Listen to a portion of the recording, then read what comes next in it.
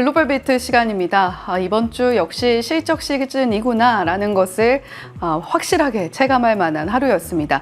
3대 지수가 장중 내내 출렁출렁 하더니 결국에 모두 하락하면서 마무리를 했는데요. 물론 약보합권의 흐름을 보이긴 했습니다만 이번 한 주 동안 실적이 다시 시장의 중요 이슈로 부상하고 있다는 것을 느끼고 있습니다. 체린 앵커와 함께 마감 상황 먼저 짚어보시죠. 네, 장 마감 후 알파벳과 테슬라 실적이 발표됐습니다. 이를 앞두고 미증시는 대기 모드에 돌입했는데요. 3대 지수 종가부터 바로 확인해 보시죠.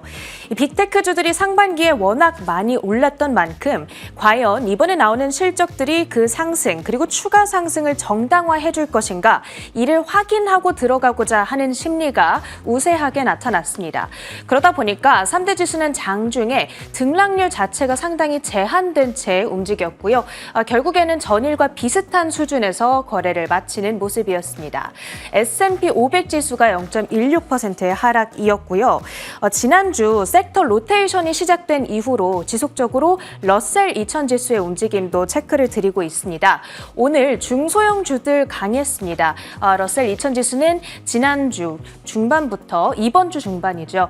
이번 주 초부터 이틀째 상승세를 이어갔습니다. 간밤에는 1.2%의 상승, 2247포인트 선까지 가리키고 있는 상황인데요.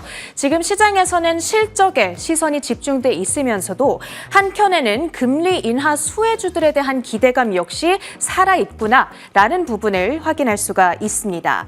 간밤 S&P 500의 연말 지수 목표치를 상향한 월가 하우스가 있었습니다. 바로 바클레이즈였는데요. 주요 기술 기업들의 강력한 실적이 연말까지 증시를 견인해 줄 것이다. 그러면서 기존의 5,400에서 5,600까지 타겟치를 높여 잡았습니다. 현재 지수와 비교했을 때는 1% 정도의 업사이드가 되겠고요. 가장 선호하는 섹터로는 유틸리티, 유일하게 S&P 500 섹터들 가운데에서 평균보다 높은 EPS 성장이 기대되는 섹터다라고 언급을 했다는 점까지 챙겨보시면 좋겠습니다.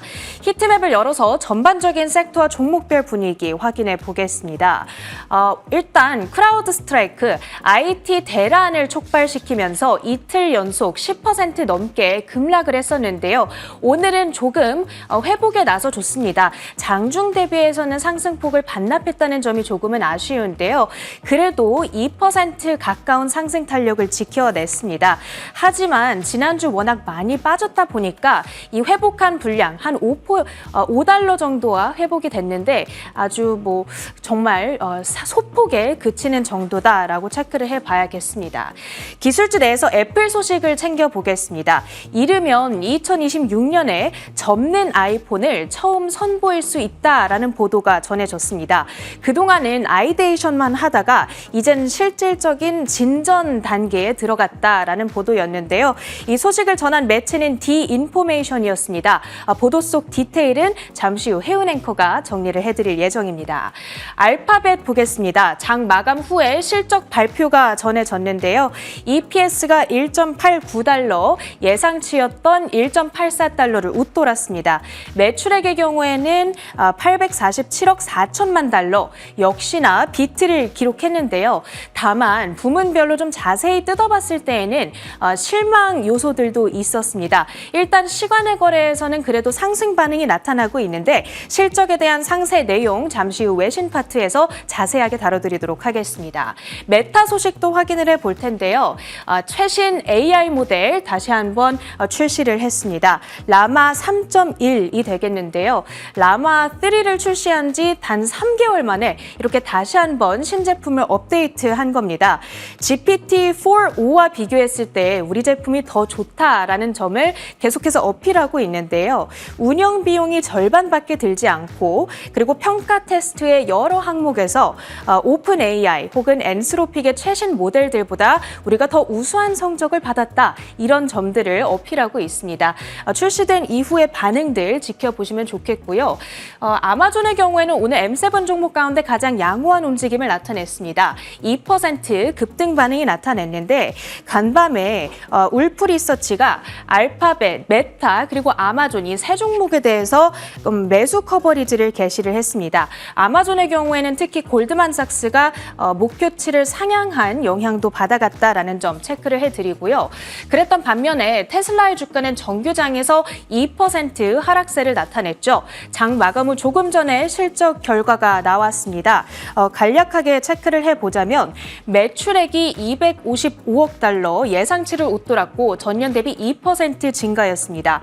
그런데 문제는 이익이었는데 EPS가 52센트, 이 정도면 어닝 쇼크라고 봐야 될 텐데요. 그러다 보니까 시간의 거래에서는 일단 주가 급락 반응이 나타나고 있습니다. 우리 시간으로 6시 30분부터 테슬라 어닝콜이 예정되어 있는데요. 테슬라는 사실 지금 전기차 자체보다도 ESS, 에너지 저장 사업부, 그리고 로보택시, 옵티머스와 관련해서 어떤 디테일들을 내놓을 것인가, 여기에 투자자들의 관심도가 좀 집중되어 있기 때문에 어떠한 언급을 내놓느냐에 따라서 또 반응이 달라질 수가 있겠습니다. 애프터마켓은 우리 시간으로 아침 9시에 종료가 되니까요. 그때까지의 주가 반응 좀 지켜보시면 좋겠습니다. 다음으로는 GM입니다. 2분기 실적 월가 기대치를 아주 쉽게 능가했습니다. 연간 가이던스도 올려 잡았는데 이번 호실적에 특히 기여를 했던 건 북미 지역에서 트럭이 아주 잘 팔렸다고 합니다.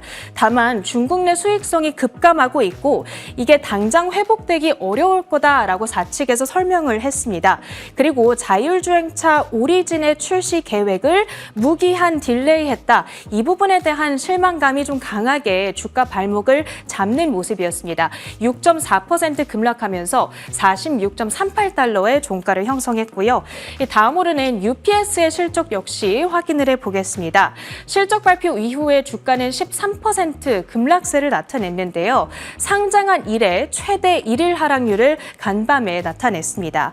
어닝과 매출이 기대치를 모두 밑돌았는데 UPS는 배송, 운반 서비스를 제공하는 기업이죠.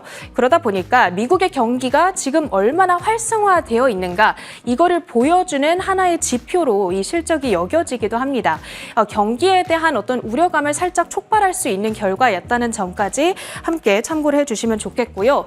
오늘 그런 한편 업종별로 봤을 때 나머지 업종들은 다 양호했는데 유독 좀 많이 빠졌던 것이 에너지 섹터였습니다. 1% 이상의 하락세를 나타냈는데요. 중국 경기 둔화에 대한 우려감이 지속되고 있는 가운데 트럼프의 재선 확률이 높아지고 있죠. 트럼프가 만약에 재선이 된다면 원유 생산량 증대를 추진하게 됩니다. 그러다 보면 유가가 좀 장기적으로 가격 압박을 받을 수가 있겠죠. 이런 우려감들이 작용을 하면서 에너지주들이 일제히 하락세를 나타냈습니다. 특히나 슐럼버거, 터보에너지뿐만 아니라 대표적인 종목들이죠. 엑슨모빌, 쉐브론 등의 종목들이 하락세를 나타냈다는 점 체크를 해보시면 좋겠습니다. 그 밖에 시장을 움직였던 특징주들 체크해 보겠습니다. 첫 번째로는 코카콜라 2분기 깜짝 실적 그리고 가이던스 상향이 있었는데요. 현재 매출 성장을 유지하기 위해서 다양한 전략들을 추진하고 있습니다. 아시아와 유럽 내 새로운 지역들에 진출하는가 하면 슬림한 용량 그리고 스파이스드 시리즈를 출시하면서 새로운 맛을 출시하고 있다. 이런 노력들이 있습니다. 주가는 오늘 0.3% 상승한 채 거래를 마쳤다는 점 체크를 해드리고요. 다음으로는 NXP 세미컨덕터입니다. 2분기 어닝 미스가 발표됐고 매출은 인라인 수준으로 부합을 했습니다. 그런데 주가가 7.6%나 급락 마감을 했는데 가이던스에 대한 실망감도 오늘 주가 하락세에 작용을 했다고 풀이를 해봐야겠고요.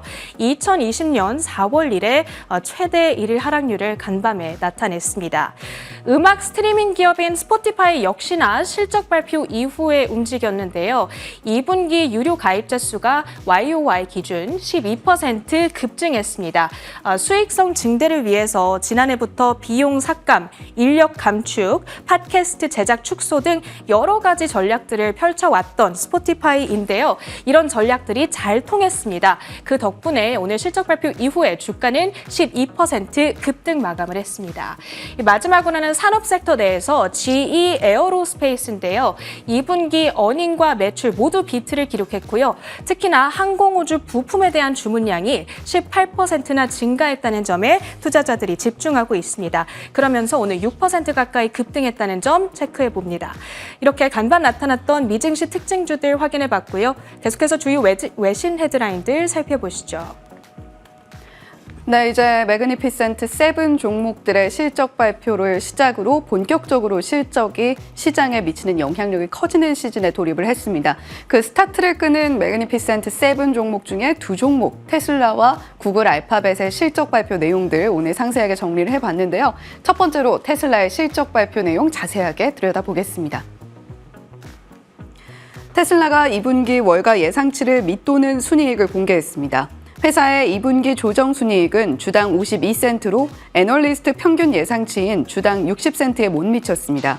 분기 매출은 255억 달러로 애널리스트 전망치인 246억 달러를 웃돌았고 전년 동기에 249억 3천만 달러 대비 2% 증가했습니다. 테슬라는 이미 애널리스트 예상치를 뛰어넘는 2분기 매출을 공개하며 주가가 급등한 바 있습니다. 차량 인도량은 전년 동기 대비 감소했지만 올해 1분기 대비로는 개선됐습니다. 네, 앞서서 체린앵커가 GM의 실적 발표 내용도 함께 짚어주었는데요. 이와 함께 테슬라의 실적을 들여다보더라도 역시 전기차 쪽에서는 조금 부진한 모습을 드러내고 있다는 것을 살펴볼 수가 있습니다. 자동차 매출이 전년 동기 대비 7%가량 줄어드는 모습을 보여준 거고요. 매출은 저희가 이미 알고 있었습니다. 생각한 것보다 괜찮네라는 데이터를 받아본 이후에 테슬라가 주가가 다시 기지개를 켜기 시작했던 것인데 아쉬웠던 점은 주당 순이익일 겁니다. 전년 동기 대비 좀 크게 줄어드는 모습을 보여줬고 컨센서스보다도 아쉬운 모습 받아들었습니다. 자, 2025년 상반기에 신차 출시 예정이다. 모델 3나 모델 Y와 관련해서 추가적인 코멘트 나올 것 같다라는 이야기 하나씩 흘러나오고 있으니까요. 어닝콜에서 어떤 내용 나오는지 조금 더 자세하게 들여다볼 필요가 있겠습니다. 로보택시 관련한 이슈들도 있었는데 주요 코멘트들 살펴보기 이전에 3분기 예상 실적 컨센서스도 들여다보겠습니다. 일단 시장에서 이야기하고 있는 부분들보다도 테슬라가 어떤 이야기 했는지 매출액은 244억 달러가량으로 그리고 주당 순이익은 0.64달러가량으로 이번 실적 발표보다도 조금 더 높게 올려잡는 모습을 살펴볼 수가 있었습니다. 중요한 것은 마진율일 텐데요. 시장의 컨센서스가 한 17% 중반 정도에 머물 것으로 보고 있는데 테슬라는 17.8%가량으로 제시를 하고 있습니다. 자, 그렇다면 테슬라의 주요 반응들 저희가 살펴봐야 될 텐데요. 실적 발표 이후에 주가는 어떻게 흘러갈까 이 부분이 가장 궁금하실 텐데 여러 가지 관심 사항들 한번 정리를 해봤습니다. 지금까지 나온 내용들 중심이니까요. 실제로 어닝콜 이후에 어떤 내용들 추가되는지까지 한번 들여다보시면 좋겠습니다. 사이버트럭 관련해서는 올해 말까지 수익성을 달성할 수 있을 것 같다라는 코멘트 나와 있고요. 건식 음극 4680 셀에 탑재한 사이버트럭 모델을 개발 중이다라는 이야기도 함께 들려왔습니다. 이에 따라서 사이버트럭을 생산하는 데 들어가는 비용이 좀 절감될 수 있을 것 같다라는 내용 나와 있고 FSD, 테슬라의 자율주행 시스템 관련해서는 주행거리가 16억 마일 넘었다라는 코멘트도 나와 있습니다. 추가적으로 로보택시라던가 상하이 FSD 관련해서 또 어닝콜에서 내용이 나오는지 한번 주목을 해보시면 좋겠고요. AI 쪽에서는 테슬라가 그록에 대해서 여러 가지 좀 실험적인 부분들이 많이 적용이 되어 있습니다. AI 훈련 컴퓨팅 용량이 올해 말까지 H100에 9만 개에 달하는 용량으로 훈련을 진행할 것 같다라는 코멘트도 나와 있고 에너지 사업부 이 부분이 참 중요할 텐데요. 오늘 우리 시장에서도 ESS라던가 관련 쪽 주가 반응이 나오지 않을까 생각이 됩니다. 에너지 사업부 매출 앞서서 저희 실적판에서는 들여다보지 않았습니다만 실적이 굉장히 좋게 나왔고요.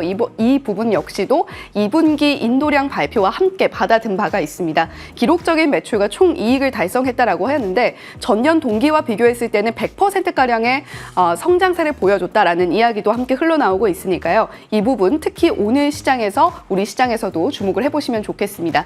지금까지 테슬라가 실적 발표한 이후에 어떠한 주가 반응을 만들어냈는지도 저희가 들여다보겠습니다. 주가 반응이 좋게 나타났던 때도 있고 아래쪽으로 좀 내려가는 경우도 있었는데 이번 실적 발표는 정규장에서도 2% 넘게 빠졌고요. 그리고 시간 외에서도 일단은 4%가량의 하락세를 보여주고 있습니다. 추가적으로 어닝콜 이후에 어떤 반응들이 나오는지 그리고 우리 시장에 얼마나 영향을 미치는지까지 들여다보시면 좋겠습니다.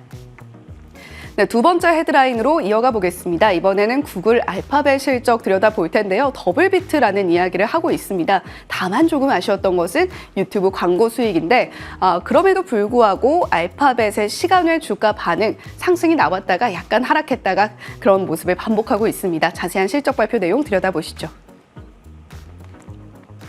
구글의 모회사 알파벳이 현지 시간 23일 지난 2분기 매출이 전년 대비 14%, 847억 4천만 달러로 월가 예상치를 상회했다고 밝혔습니다. 주당 순이익은 1.89달러로 이 역시 전망치를 웃돌았습니다. 유튜브 광고 매출은 줄었지만 검색 광고 매출과 클라우드 수익이 증가했습니다. 유튜브 광고 매출은 86억 6천만 달러로 시장 조사 업체 스트리트 어카운트가 집계한 월가 예상치 89억 3천만 달러에 미치지 못했습니다. 다만 1년 전의 76억 6천만 달러와 비교해서는 크게 성장했습니다. 네, 구글 알파벳의 실적 발표 내용도 자세하게 들여다보겠습니다. 더블비트라고 이야기를 한 부분은 매출액과 주당 순이익의 영역이었는데요. 매출액은 전년 동기 대비 13%가량, 주당 순이익은 28%가량의 성장세를 보여줬던 구글 알파벳이었습니다. 앞서서 유튜브 광고 매출이 다소 아쉬웠지만 전년 동기 대비로는 성장했다라고 말씀을 드렸는데 시장 컨센서스를 좀 밑돌긴 했습니다만 그럼에도 전년 동기와 비교했을 때 13%가량의 성장세를 나타내고 있습니다. 자, 그렇다면 주당 순이익이 이렇게 폭발적으로 또 증가할 수 있었던데 어떤 부분이 영향을 미쳤을까? 구글 클라우드 매출 부분 보시죠. 시장의 컨센서스였던 102억 달러가량을 상회하는 103억 달러가량으로 발표가 되면서 전년 동기 대비 28%가 넘는 성장세를 보여줬습니다. 구글 클라우드 영업 마진율 역시도 4.9%에서 두 자릿수까지 성장하는 모습을 보여줬으니까요. 앞으로 구글이 검색 기능을 기반으로 한 클라우드 쪽에 얼마나 더 투자를 진행을 하고 얼마나 더 퍼포먼스를 보여주는지가 굉장히 중요한 포인트가 될 것으로 보입니다. 다음 장 이어서 살펴보시면요. 알파벳의 분기 매출 추이도 한번 들여다보겠습니다. 사실 분기 기준으로는 살짝 조금 다운되는 모습을 보여주기는 했습니다만 순다루 피차이 CEO 역시도 알파벳이 AI 스택의 모든 계층에서 혁신을 이뤄내고 있고 특히 검색 분야에 강점이 있는 구글 알파벳이기 때문에 클라우드 모멘텀까지 함께 버무려져서 이러한 매출의 성장, 주당 순이익의 성장세를 반영할 수 있었다라는 코멘트를 내놨습니다. 앞서서 클라우드 부분 앞으로도 계속해서 주목해보자라고 말씀을 드린 이유가 바로 이 CEO의 코멘트에서도 저희가 들여다볼 수 있는 것이겠죠. 자, 다음 장 이어서 살펴보시면요. 알파벳의 3분기 가이던스도 들여다보겠습니다. 주당 순이익이 시장의 컨센서스 1.84달러를 상회하는 1.89달러로 반영이 됐는데 서비스와 클라우드 부분의 매출도 역시 좋은 모습을 보일 것으로 기대가 되고 있습니다. 지금 빅테크들 같은 경우는 캐펙스 비용 투자에 대한 이야기가 계속해서 흘러나오고 있기 때문에 구글 알파벳 역시도 어닝콜에서 어떤 이야기 나오는지 조금 더 자세하게 들여다보실 필요가 있겠고요. 사이버 보안 스타트업인 위즈를 사실 인수하기로 했었는데 이 부분이 좀 무산됐습니다. 위즈가 독자적으로 IPO를 진행하겠다라는 이야기를 밝히면서인데 그럼에도 불구하고 구글 알파벳이 전방위적으로 사이버 보안이라던가 데이터 센터라던가 여러 가지 AI 분야의 혁신을 위해서 계속해서 발을 뻗칠 것으로 보여지고 있으니까요. 추가적으로 업데이트되는 내용들 지속적으로 체크해 보시면 좋겠습니다. 자, 세 번째 헤드라인으로 이어가 보겠습니다. 애플의 접는 아이폰 이야기 이제는 좀 루머라고 하기에는 너무 자주 들려오는 것 같습니다. 간밤에도 역시 디인포메이션이라는 매체를 통해서 저희가 받아 들어볼 수가 있었는데요. 2026년이라는 구체적인 날짜 그리고 프로젝트명까지 함께 이야기가 되고 있습니다. 자세한 내용 들여다보시죠. 애플이 이르면 오는 2026년 폴더블 아이폰을 출시할 수 있다는 가능성이 제기됐습니다. 미국 IT 매체 디인포메이션에 따르면 애플은 이르면 2026년에 출시될 수 있는 폴더블 아이폰 개발 프로젝트를 전하며 프로젝트명은 V68이고 이미 폴더블 아이폰의 디자인을 결정했다고 전했습니다. 애플이 개발 중인 폴더블 아이폰은 클램쉘, 조개 껍데기 스타일의 삼성 갤럭시 Z 플립과 같은 형태가 될 것으로 알려졌습니다. 지난 2월에도 애플이 폴더블 아이폰을 출시한다는 소식이 전해졌지만 이후 애플이 폴더블 아이폰 출시를 포기했다는 내용이 나온 바 있습니다.